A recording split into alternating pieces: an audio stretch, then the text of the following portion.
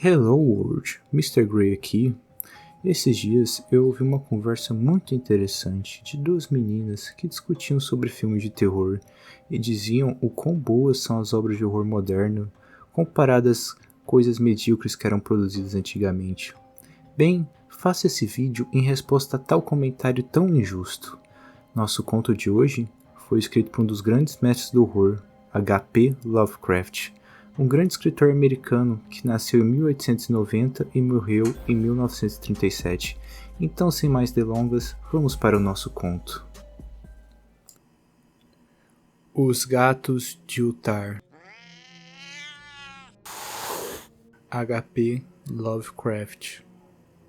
Dizem que em Uttar, que fica além do rio Sky, nenhum homem pode matar um gato. E nisso posso realmente acreditar quando olho aqueles que estão ronronando diante do fogo. Pois os gatos são enigmáticos e estão sempre próximos de coisas estranhas que os homens não podem ver. Eles são a alma do Antigo Egito e portadores de histórias de cidades esquecidas em Meroe e Orfim. São parentes dos senhores da selva e herdeiros dos segredos da África respeitada e sinistra. A esfinge é sua prima, e eles falam sua língua, mas são mais antigos que a esfinge e lembram daquilo que ela já esqueceu. Em Uttar, antes que os burgueses proibissem a matança de gatos, havia uma cabana onde moravam um velho e sua esposa, que se deliciavam em prender e matar os gatos de seus vizinhos. Por que eles fizeram isso, não sei, mas muitos odeiam a voz de gatos durante a noite e lamentam que eles corram furtivamente pelos quintais e jardins no crepúsculo.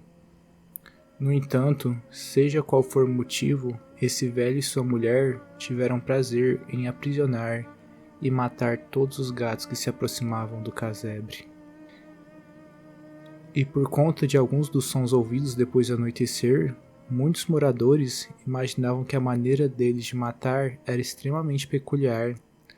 Os camponeses não discutiam essas coisas com o velho e sua esposa, por causa da expressão carrancuda habitual nos rostos secos dos dois, e porque o chalé era muito pequeno e estava sombriamente escondido sob os carvalhos espalhados no fundo de um quintal abandonado.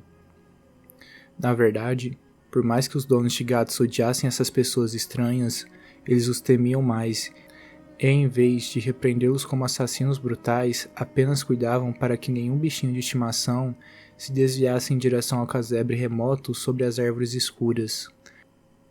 Quando, por alguma supervisão, um gato era esquecido e os sons eram ouvidos depois do escurecer, o perdedor lamentava por sua impotência, ou consolava-se agradecendo ao destino por não ter sido um de seus filhos a desaparecer. O povo de Uttar era simples e não sabia de onde vinham todos os gatos. Um dia, uma caravana de estranhos andarilhos do sul entrou nas ruas estreitas de Uttar. Eles eram andarilhos escuros, diferente das outras pessoas itinerantes que passavam pela vila 2 vezes por ano. Nos mercados, eles liam a sorte dos transeuntes por dinheiro e compravam contas coloridas dos comerciantes. Ninguém sabia qual era a terra desses andarilhos, mas viu-se que eles eram dados a orações estranhas e que pintavam figuras estranhas com corpos humanos e cabeças de gatos, falcões, carneiros e leões nas laterais de suas carroças. E o líder da caravana usava um capacete com 2 chifres e um disco curioso entre ambos. Havia nessa caravana singular um menino, sem pai ou mãe, e que tinha apenas um pequeno gatinho preto para cuidar. A praga não havia sido gentil com ele, mas o deixara com aquela coisinha peluda para atenuar sua tristeza, e quando alguém é muito jovem, pode encontrar um grande alívio nas palhaçadas que um gatinho preto faz. Assim, o garoto a quem as pessoas de pele escura chamavam de Menes sorria com mais frequência do que chorava, enquanto brincava com seu gracioso gatinho nos degraus de uma carroça com pinturas estranhas. Na terceira manhã da estadia dos andarilhos em Uttar, Menes não encontrou seu gatinho, e enquanto chorava alto no mercado, Certos camponeses lhe contaram sobre o velho e sua esposa, e sobre os sons ouvidos durante a noite. Quando ele ouviu esses relatos, seus soluços deram lugar à meditação, e finalmente à oração. Ele estendeu os braços em direção ao sol e rezou em uma língua que nenhum camponês conseguia entender, embora, de fato, os camponeses não tenham se esforçado muito para entender, já que sua atenção agora era ocupada principalmente pelo céu e pelas formas estranhas que as nuvens estavam assumindo.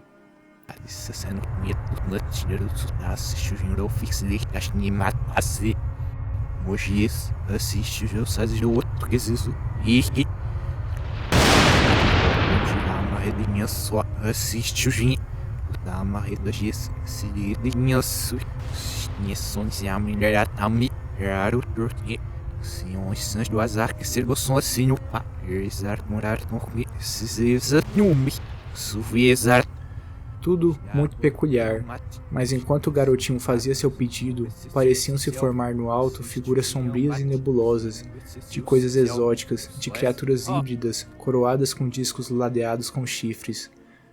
A natureza guarda muitas ilusões para aqueles que têm uma imaginação fértil. Naquela noite, os andarilhos deixaram Tar e nunca mais foram vistos. E os moradores ficaram preocupados quando perceberam que em toda a vila não havia um gato sequer. Gatos domésticos tinham desaparecido de cada casa, gatos grandes e pequenos, pretos, cinzas, listrados, amarelos e brancos. O velho Cranon, o burgomestre, jurou que o povo de pele escura havia levado os gatos em vingança pelo assassinato do gatinho de Menes, e amaldiçoou a caravana e o menino. Porém, Nietzsche, o notário magro, declarou que o velho e sua esposa eram mais suspeitos, pois o ódio dele pelos gatos era notório e cada vez mais ousado.